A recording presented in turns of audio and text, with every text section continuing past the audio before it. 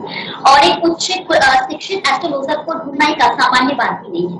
इसी पर चर्चा के लिए आज हमारे साथ एस्ट्रोलॉजर और वास्तु एक्सपर्ट डॉक्टर आचार्य लवकुश जी जुड़े हैं, जिनसे आज हम एस्ट्रोलॉजी के बारे में जानेंगे। स्वागत है आचार्य जी आपका हमारे साधना न्यूज चैनल।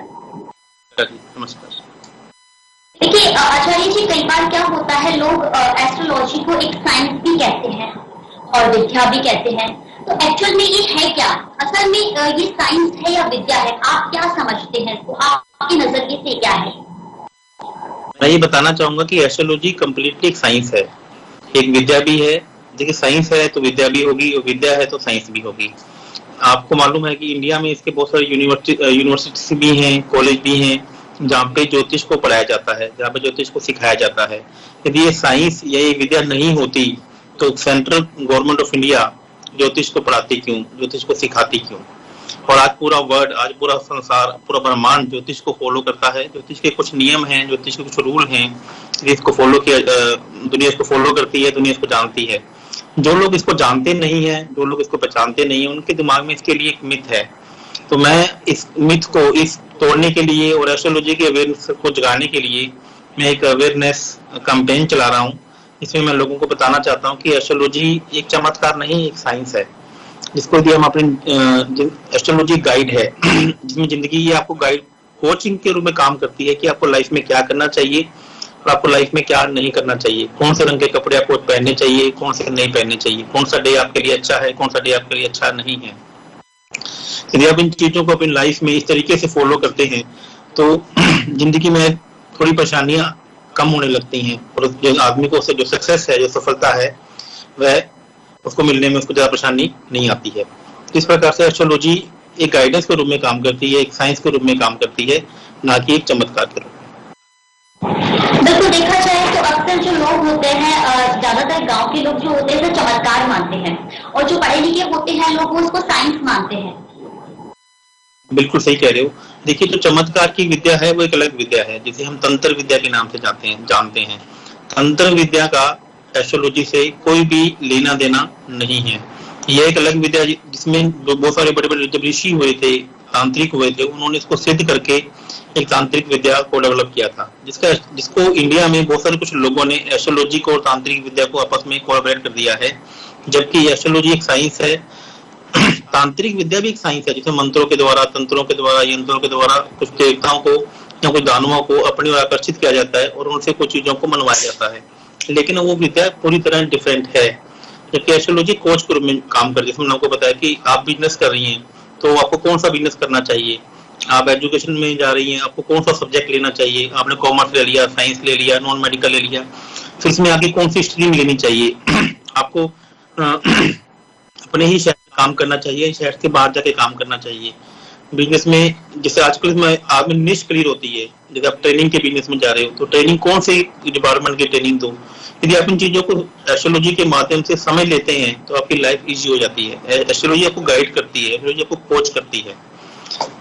इसमें 12 भाव हैं, 12 हाउसेस हैं, 12 राशियां हैं, 9 ग्रह हैं, 27 नक्षत्र हैं। यदि इसके बारे में पूरा कुछ समझ आए तो आप ये 15 मिनट का शो हमारा बहुत लंबा हो जाएगा। तो इतना इंटरेस्ट आ जाएगा आपको, तो आपको लगेगा कि सब कुछ इतना इसमें सब कुछ कैसे है। अगला सवाल कि एस्ट्रोलॉजी की हमारी लाइफ में क्या जरूरत होती है, ये हमें कैसे प्रभावित करता है? एस्ट्रोलॉजी हमें हर दिन प्रभावित करती है, हमें हर महीने प्रभावित करती है, हमें हर साल प्रभावित करती है। एस्ट्रोलॉजी में जो दशाएं हैं, अंतर्दशाएं हैं, ये चेंज होती रहती हैं, इनका गोचर चेंज होता रहता है। और इसमें 2 तरीके से एस्ट्रोलॉजी हमारी लाइफ को प्रभावित करती है। एक तो जो जन्म के ग्रह होते हैं और वो एक तो दूसरे ग्रह जो हमारी लाइफ में बार बार चेंज होते रहते हैं। आपने देखा होगा ना, कभी किसी के साथ हमारे रिलेशन बहुत अच्छे होते हैं, लेकिन सडनली कुछ टाइम के बाद वो रिलेशन कम होने लगते हैं और वही एक व्यक्ति जो हमारे ऊपर जान देने को तैयार होता है, वो व्यक्ति हमारी जान लेने को तैयार हो जाता है, यूं कहें कि वो जानी दुश्मन बन जाता है। तो ऐसा क्यों होता है? कभी आपने सोचा है? ऐसा इसलिए होता है क्योंकि उस ग्रह की दशा अंतर्दशा चेंज हो जाती है और वह जो ग्रह आपकी फेवर में बैठा था अब वो आपके जाके अगेंस्ट में बैठ जाता है। ऐसे देखो, आपकी चलते चलते कोर्ट केस हो जाते हैं, एक्सीडेंट हो जाता है। तो ये सब चीजें आपकी लाइफ में ना प्रभावित होती रहती हैं। और एस्ट्रोलॉजर आपको गाइड करता है, जैसे मौसम विभाग आपको गाइड करता है कि सर बारिश आने वाली है, आप छाता लेके जाइए। तो ऐसे ही एस्ट्रोलॉजी आपको गाइड करती है कि ये समस्या आपको आ सकती है तो आपको बचकर रहना है, या आप ये काम करते हैं तो ये समस्या आपकी लाइफ में कम आएगी। और ये एस्ट्रोलॉजी में कुछ हमारी समस्याएं हैं जो हमारे पूर्व जन्म के कर्म है, या हमारे ही जो फैमिली में हमारे पिताजी द्वारा, दादाजी द्वारा, परदादाजी का जो कर्म है, तीसरी पीढ़ी को ये कर्म हमारे भोगने पड़ते हैं। तो मैं ये एस्ट्रोलॉजी के माध्यम से भगवान इसको कैसे दिखाता है, मैं इसको अपनी लाइफ में लाइव एग्जाम्पल के द्वारा देखा है। तो एस्ट्रोलॉजी हमारी लाइफ में पल पल हमारी मदद करती है। हम इसे क्वेश्चंस का आंसर ले सकते हैं। जैसे आप किसी मीटिंग करने जा रही हैं तो वहां पे वो मेरी को मीटिंग सफल होगी या नहीं, इसका आंसर यस और नो में मिल जाता है। सामने वाला मुझे मिलेगा या नहीं मिलेगा, इसका आंसर हम ले सकते हैं। मैं पॉलिटिक्स में जाना चाहता हूँ, मुझे टिकट मिलेगी कि नहीं मिलेगी, मुझे सामने वाले का समर्थन मिलेगा कि नहीं मिलेगा। तो इन देवताओं के द्वारा, इन प्रकृति के द्वारा इनकी हम कैसे हेल्प लें, हम एस्ट्रोलॉजी के माध्यम से जान सकते हैं। कई बार देखा जाता है कि जो लोग होते हैं उन्हें अपनी कुंडली दिखाने का बहुत ज्यादा दिलचस्पी रखते हैं वो लोग, और कई तो हस्त रेखा देखते हैं, कई मस्तिष्क की रेखा देखते हैं। लेकिन असल में देखा जाए तो हम कैसे पहचान पाएंगे कि सही एस्ट्रोलॉजर कौन है? क्योंकि भारत में तो बहुत सारे एस्ट्रोलॉजर है और कई एस्ट्रोलॉजर जो है ये तो व्यवसाय भी कर रहे हैं, इसका व्यापार भी चला रहे हैं। लेकिन हम कैसे पहचान पाएंगे कि सही एस्ट्रोलॉजर कौन है हमारे लिए, कौन हमें सही दिशा दे रहे हैं? देखिए, बिल्कुल सही क्वेश्चन पूछा आपने। इसकी बहुत सारी विद्याएं हैं एस्ट्रोलॉजी की। आप जन्म तिथि से भी देख सकते हैं, आप हस्त रेखाएं भी देख सकते हैं, आप मस्तक की रेखाएं भी देख सकते हैं। ये सब एक विद्या है, लेकिन सभी का निचोड़ एक ही है। जो हमारी जन्म तिथि में जैसे ग्रह बैठते हैं वैसे ही हमारी हस्त की रेखाओं में बैठते हैं, वैसे ही हमारी मस्तक की, वैसे ही हमारे चेहरे की रेखाओं में बैठते हैं। जिसने जिस विद्या में अपना अध्ययन किया है, जिसने जिस विद्या में अपना रिसर्च किया है, वह उस विद्या को देखकर आपके बारे में आपको सब कुछ बता सकता है। लेकिन होता क्या है कि हस्त रेखा में या मस्तक रेखा में या चेहरे की रेखाओं में भविष्य को पढ़ पाना थोड़ा सा मुश्किल हो जाता है। इसलिए मैं जो एस्ट्रोलॉजी करता हूँ, डेट ऑफ बर्थ से करता हूँ, जिसमें हमें आज की और भविष्य की 120 साल तक की दशा, अंतर्दशा और महादशा के बारे में मालूम चल जाता है, और गोचर के बारे में मालूम चल जाता है, और हम बड़ी डिटेल में इसके बारे में जान सकते हैं। अब प्रश्न ये है कि आपने पूछा कि सही एस्ट्रोलॉजर कौन है, इसके बारे में आपको कैसे मालूम चला जाए। तो मैं आपको बताता हूँ। जैसे आपने देखा होगा कि हम आजकल किसी भी डॉक्टर के पास जाते हैं इंडिया में, या हमें भी हल्का सा हार्ट का पेन होता है या दर्द होता है, तो हम देखते हैं कि डॉक्टर का प्रोफाइल क्या है, डॉक्टर कौन से हॉस्पिटल में बैठ रहा है, डॉक्टर की एजुकेशन क्या है, डॉक्टर ने पास्ट में क्या किया है। तो वैसे ही एस्ट्रोलॉजर के बारे में आप जानिए कि एस्ट्रोलॉजर का पास्ट क्या है, उसका गूगल रिव्यू देखिए, उसका फेसबुक अकाउंट देखिए, वो क्या बोल रहा है, उसका कॉन्फिडेंस लेवल देखिए, वो क्या पहन रहा है, कैसे लोग उसके आसपास में हैं, वह किस तरह के लोगों के बीच में रहता है। देखिए, यदि आपको लाइफ की अच्छी कोचिंग लेनी है, लाइफ के बारे में जानना है, तो आपको नो योर एस्ट्रोलॉजर, आपको आपके एस्ट्रोलॉजर के बारे में भी जानना होगा। क्योंकि एक अच्छा उपाय आपकी जिंदगी को संवार सकता है, और एक छोटा सा गलत उपाय आपकी जिंदगी को खराब भी कर सकता है। मैं एक एग्जाम्पल से देना बताऊंगा कि हमारी कुंडली में मैं एस्ट्रोलॉजर बना, मैं जाति से अग्रवाल हूँ, मैं जाति से ब्राह्मण या नहीं हूँ मैं, लेकिन मैं सभी की रिस्पेक्ट कर रहा हूँ, सभी की आदर कर रहा हूँ। बस मैं इतना बताना चाहूंगा कि हमारी कुंडली में कुछ पैसे देने वाले ग्रह और पैसे देने वाली राशियां होती हैं। वैसे ही पैसा कमाने के बाद हमारी इच्छा पूर्ति वाली राशियां और इच्छा पूर्ति वाले ग्रह होते हैं। अक्सर मैंने एस्ट्रोलॉजर्स को देखा है कि वो उन्हीं राशियों के दान करवा देते हैं जो राशियां पैसे कमाने वाली होती हैं। चलता चलता बिजनेस में हम लोग फिर परेशान के परेशान रह जाते हैं। तो ये देखना चाहिए कि हम सामने वाला किस परेशानी को लेकर आया है। जैसे आप फाइनेंस का काम करती हैं, कोई बंदा टूर एंड ट्रेवल का काम करता है, फूड का काम करता है, तो ये चंद्रमा ग्रह का काम है। तो यदि आप गर्मी आ रही है तो लोग अक्सर प्याऊ लगा देते हैं, वाटर कूलर लगा देते हैं। तो जिनका चंद्रमा ग्रह से रिलेटेड कोई काम है तो उनको वाटर कूलर या पानी का दान नहीं करना चाहिए। तो ये एक साइंस है, इसको समझना चाहिए। इससे कि चंद्रमा ग्रह आपका वीक हो जाता है। लोग किसी भी लोगों ने कहा कि वाटर कूलर दे दीजिए, लगा दीजिए, उन्होंने फटाफट वाटर कूलर लगाया, और जिसका फाइनेंस का काम है, देखा 2 बंदे उसके पैसे लेकर भागते हैं। इसलिए आपको समझना पड़ेगा कि किस एस्ट्रोलॉजर की नॉलेज कितनी है, उससे बात कीजिए, उसके बारे में जानिए, आपको खुद पता लग जाएगा। आचार्य जी, आप कहते हैं कि वास्तु जो है बिना तोड़ के भी संभव है, तो कैसे संभव है और कैसे ये करवाया जाना चाहिए? आज में तैयारी के साथ आई, बहुत अच्छे क्वेश्चन आप कर रही हैं। जैसे आप देखिए कि एक साइंस पुराने टाइम में थी जिसमें ऑपरेशन बहुत चीर फाड़ के साथ होते थे। धीरे धीरे चीजें डेवलप हो रही हैं। आज देखिए कि जितने भी ऑपरेशन हैं बिना चीर फाड़ के भी होने लगे हैं। उसी तरीके से वास्तु में बहुत सारी टेक्निक्स डेवलप हो गई हैं, बहुत सारी चीजें डेवलप हो गई हैं, जिसमें पुराने टाइम में तो मैं देखता था कि लोग वास्तु जब करवाने जाते थे या लोग को वास्तु वाले जब करने आते थे तो दीवारें तोड़कर उनके अंदर के स्विच बोर्ड हिला के भी बोलते थे कि आपने गलत लगा रखे हैं, आप उसको हटाइए। अभी ऐसा नहीं है, अब नई टेक्निक्स आ गई हैं, नई चीजें आ गई हैं। इसमें ये बताइए वास्तु को बिना तोड़ फोड़ के और आपकी जन्म तिथि से, जैसे मेष लगन है उसका वास्तु अलग से, किसी का वृषभ लगन का वास्तु अलग से, ग्रहों की प्लेसमेंट के आधार पर आपका वास्तु कराया जाएगा और कुछ चीजों को प्लेस करके और कुछ चीजों को हटा करके, कुछ पर्दे लगा करके या कुछ पर्दे हटा करके हम वास्तु कर सकते हैं। और वास्तु भी पूरे घर का वास्तु करने की जरूरत नहीं है, कुछ स्पेसिफिक प्लेस का ही हम वास्तु करते हैं जिसमें आपकी प्रॉब्लम को देखा जाता है कि आपको किस जोन से या किस डायरेक्शन से संबंधित प्रॉब्लम है। एक एग्जांपल से बताऊंगा कि मान लीजिए आज की टाइम में बहुत बड़ी समस्या है कि शादी नहीं हो रही है। शादी नहीं हो रही है तो सबसे पहले हम ईस्ट डायरेक्शन को देखेंगे। ईस्ट डायरेक्शन है सोशल कनेक्शंस के, जहाँ पे आपके पास कनेक्शन ही नहीं आ रहे हैं, रिश्ते ही नहीं आ रहे हैं, तो मतलब इस दिशा में वास्तु दोष है। फिर हम देखेंगे साउथ दिशा में, कि साउथ दिशा में मतलब है कि आपके रिश्तों में रिश्ते आ तो रहे हैं लेकिन रिश्ते, और फिर लास्ट में साउथ वेस्ट में कई बार ऐसा भी होता है रिश्ते आ भी गए, उनको लड़का भी या लड़की भी पसंद आ गई है लेकिन बाद में रिश्ते कन्वर्ट नहीं हो रहे हैं। तो कन्वर्जन का जो काम है वो साउथ वेस्ट दिशा का है। तो हम साउथ वेस्ट दिशा को चेक करेंगे, हम इन 3 जोन को चेक कर लेंगे, इन 3 जोन में वास्तु दोष को हटा देंगे बिना किसी तोड़फोड़ के। यहाँ पे कुछ प्लेसमेंट्स हैं, आर्टिफैक्ट्स की प्लेसमेंट्स हैं वो की जाएंगी। और आपका जो शादी का 7th हाउस है देवता राजता या आपको मना लिया जाता है। देखा गया है फिर लाइफ में देखा कि 6% तो मैंने मेरे पास केसेस आए हैं उनकी जो शादी नहीं हो रही थी या रिश्ते नहीं हो रहे थे, उनकी शादी भी हो गई है और आज बहुत एक अच्छी खुशहाल जीवन जी रहे हैं। आचार्य जी, हम एस्ट्रोलॉजी की बात कर रहे हैं, तो एस्ट्रोलॉजी यानी ज्योतिष और वास्तु में क्या मेल है? क्या ये अलग अलग है या फिर क्या इनका लिंक है? एस्ट्रोलॉजी और ज्योतिष ये और नंबर्स, इसमें एक नंबर्स भी आते हैं, दोनों ये तीनों की बात करें तो ये एस्ट्रोलॉजी ज्योतिष का ही पार्ट है। एस्ट्रोलॉजी पहले आती है, वास्तु उसके बाद में आता है और नंबर उसके बिल्कुल लास्ट में आता है। एस्ट्रोलॉजी वास्तु जो होता है वो जन्म तिथि से होता है। अब जैसे आप ये मान के चलिए कि मेरे पेट में प्रॉब्लम है, तो क्या कभी आपने किसी डॉक्टर को ये कहते हुए सुना है कि आपके पेट में जैसी कोई प्रॉब्लम हो तो ये दवाई ले लो, आपके हार्ट में प्रॉब्लम है तो ये दवाई ले लो आप? ऐसा नहीं। वैसे ही एस्ट्रोलॉजी वास्तु में होता है, आपकी समस्या के अकॉर्डिंग वास्तु सभी घरों का अलग अलग होता है।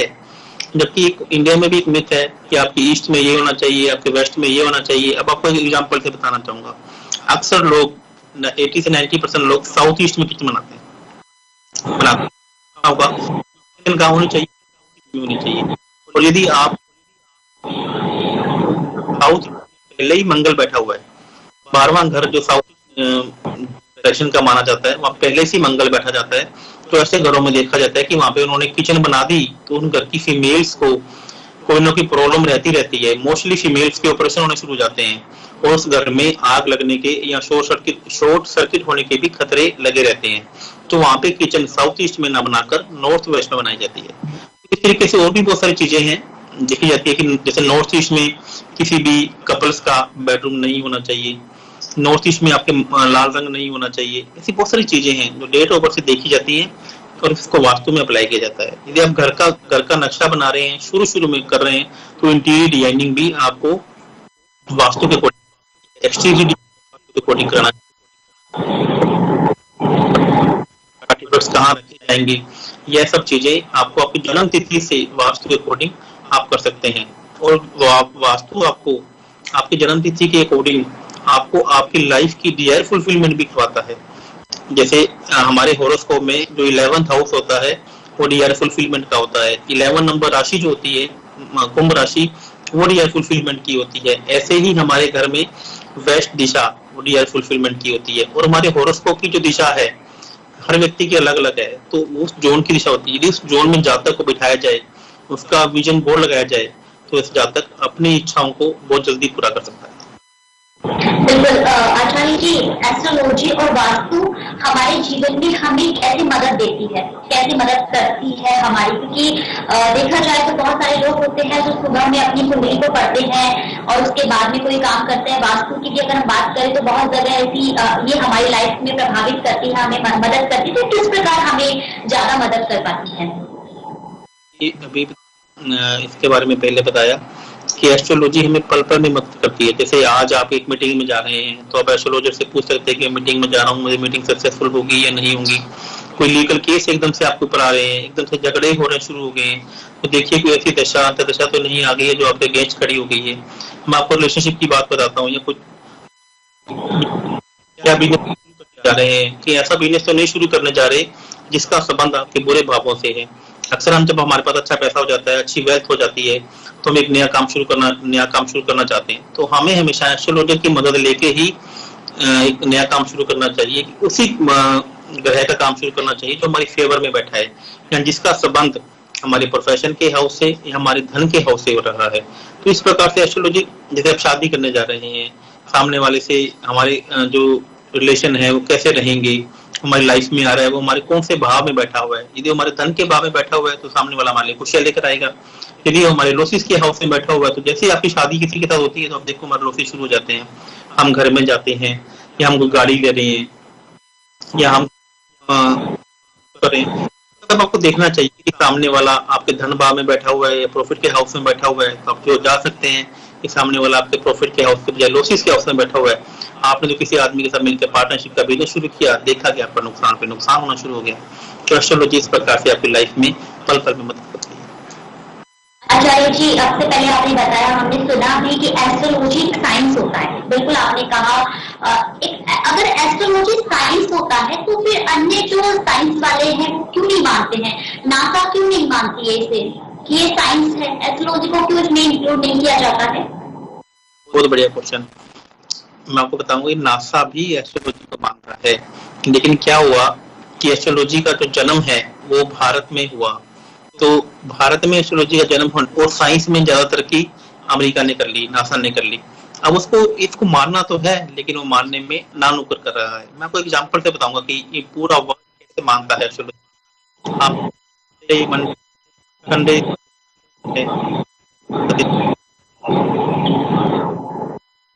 7 ग्रह 9 ग्रह हैं, जिसमें से 7 ग्रह ऐसे हैं जो फिजिकली ब्रह्मांड में मौजूद हैं, और इन ग्रहों के नाम आप ये देखेंगे विक्रम संवत में ये नाम पहले से मौजूद हैं, और इन्हीं नामों को पूरा वर्ड फॉलो कर रहा है। तो क्यों कर रहा है? नहीं मान रहा तो नहीं फॉलो करते ना। आज संडे मंडे कहाँ से आए? आप सर्च करके बताए ना। इसका मतलब पूरा ब्रह्मांड एस्ट्रोलॉजी को मान रहा है, और मानता है, लेकिन वो उसको स्वीकार नहीं कर रहा है। अंदर से मान रहा है लेकिन वो स्वीकार कर रहा है। प्रूफ के रूप में बताता कि संडे मंडे ये 2 दिन है विक्रम संवत में विक्रमादित्य राजा ने बनाए थे एस्ट्रोलॉजी के माध्यम से, इसको पढ़कर। और उन्हीं दिनों को इन्हीं को जब ये लागू हुआ, और ये संडे मंडे के रूप में लागू हो गई। और मैं बताऊं, जब विक्रमादित्य में दिन लिखा गया था तो जो संडे है, जो रेस्ट का दिन है, जो आराम का दिन है, वो संडे नहीं है, वो सैटरडे है। जबकि संडे सूर्य का दिन है, इस दिन से दिन की शुरुआत होनी चाहिए। सैटरडे को लेजी डे माना गया है, सैटरडे को आलसी का दिन माना गया है, और फ्राइडे को फन डे माना गया है। शुक्र देवता, इसमें कहा गया कि फ्राइडे को फन कीजिए, पूरे एंजॉय कीजिए, और सैटरडे को रेस्ट कीजिए, और संडे को वापिस से, मतलब कि रविवार को वापिस से काम पे लग जाइए। ऐसा लिखा गया है हमारे शास्त्रों में। लेकिन अमेरिका ने इसको, या जो इन्होंने बनाया, इन्होंने संडे को रेस्ट डे माना और मंडे को से काम शुरू कर, जबकि मंडे चंद्रमा दिन है। मंडे संडे काम करके, मंडे का मतलब है कि जो आपने काम किया उसमें कंजक्शन हो जाए, वो मीटिंग्स होना शुरू हो जाए। तो हमारे शास्त्रों में लिखा गया कि रविवार जो है वो काम करने की शुरुआती दिन है, और सैटरडे एक लेजी डे है जहाँ पे आप आराम कर सकते हैं। तो आपका कहने का मतलब है कि नासा भी इसे मानती है, बस स्वीकार नहीं करती है। तो मानती है, स्वीकार भी करती है। अभी चंद्रयान जा रहा है, मंगलयान जा रहा है, तो बताइए ना इनसे ये पूछिए कि सूर्य ग्रह सबसे अग्नि देने वाला है, फिर ये बुध ग्रह की तरफ क्यों नहीं जा रहे, शुक्र ग्रह की तरफ क्यों नहीं जा रहे, ये चंद्रमा के बाद ये मंगल ग्रह की तरफ क्यों जा रहे हैं? क्योंकि पृथ्वी और सूर्य के बीच में बुध और शुक्र 2 ऐसे ग्रह हैं जो सूर्य और पृथ्वी के बीच में आते हैं। ये ये भी उतनी ही ज्वलनशील है, सूर्य के बाद ज्यादा ज्वलनशील है। तो ये चंद्रमा के बाद नेक्स्ट इनका टारगेट मंगल ग्रह है, जाए ना बुध की तरफ, सबको मालूम है, सब एस्ट्रोलॉजी को फॉलो करते हैं, लेकिन स्वीकार नहीं कर रहे हैं। आचार्य जी, मैं एक सवाल और आपसे जानना चाहूंगी। अक्सर कई बार क्या होता है कि एस्ट्रोलॉजी में बहुत सारे लोगों की रुचि होती है और इस ज्योतिष विद्या को लोग ग्रहण भी करते हैं, इसमें पढ़ाई भी करते हैं, लेकिन क्या इसमें भविष्य है आगे? क्या इसमें हम कोई सीढ़ी जा सकते हैं? कोई भी युवा है या कोई भी है जो इसकी विद्या को ग्रहण करता है, वो इसमें अपना भविष्य बना सकता है? बिल्कुल बना सकता है। एस्ट्रोलॉजी दो प्रकार की होती है, जिसमें एक कर्मकांड ज्योतिष आता है और एक फलित ज्योतिष आता है। इंडिया में मोस्टली लोग कर्मकांड ज्योतिष करते हैं। कर्मकांड ज्योतिष का मतलब यदि आप पूजा, हवन, मुहूर्त, किसी भी प्रकार का आप अनुष्ठान करते हैं तो ये कर्मकांड पंडित में आता है। फलित ज्योतिष का कर्मकांड ज्योतिष से बिल्कुल डिफरेंट है। फलित ज्योतिष वो है जिसमें आपको ग्रहों की स्थिति को देखकर आप सामने वाले के बारे में बता सकते हैं कि तेरे साथ ये घटना घटित हो सकती है। लकीली अनलकीली मैं बताना चाहूंगा कि इंडिया में जो कर्मकांड ज्योतिष कर रहे हैं वही फलित करने लगे हैं, जबकि उन्हें फलित का पूरा नॉलेज या ज्ञान है।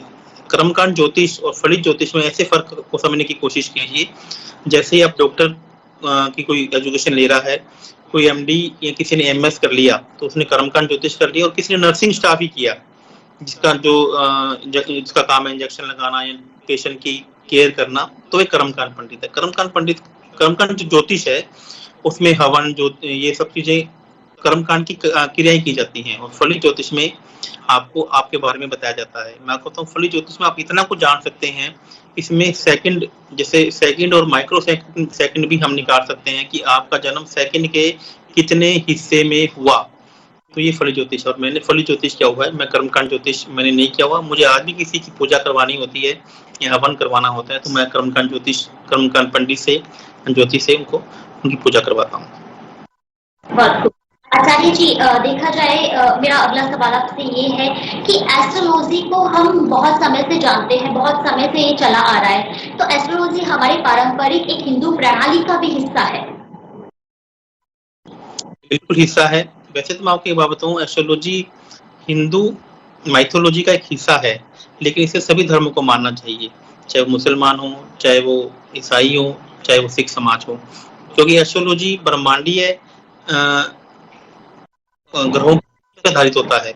तो इसमें होते हैं, इसका जरूरी नहीं है कि सभी लोगों को हनुमान जी को, गोविंद सिंह जी हनुमान जी के प्रतीक हैं, गुरु नानक देव जी श्री रामदेव के प्रतीक हैं। तो इसी प्रकार से सभी धर्मों में हम किसी न किसी देवता के, उनका जो अच्छे उनके देवताओं के अकॉर्डिंग भी हम उनको मना सकते हैं। और मैं बताऊं, देवताओं के साथ साथ में ग्रहों को मनाने के और भी बहुत सारे तरीके हैं, जिनमें हम, जैसे मैं ये हिंदू है सभी धर्मों को, और मैं आपको बताऊं, आज देखिए जब हम रामायण देखते थे तो उस टाइम रावण के पास में एक उड़ने वाला जहाज था, जो आज तक पूरा वर्ल्ड ऐसा जहाज नहीं बना पाया है। तो इसका मतलब उस टाइम पे साइंस तो थी ना जी, उस टाइम कैसे लोग काम करते थे। तो इसी प्रकार जो आज के जो ऋषि, हमारे जो लाखों वर्षों पहले जो ऋषि थे, उनमें कितना अच्छा दिमाग था, उनमें कितनी अच्छी उनके अंदर साइंस काम कर रही थी।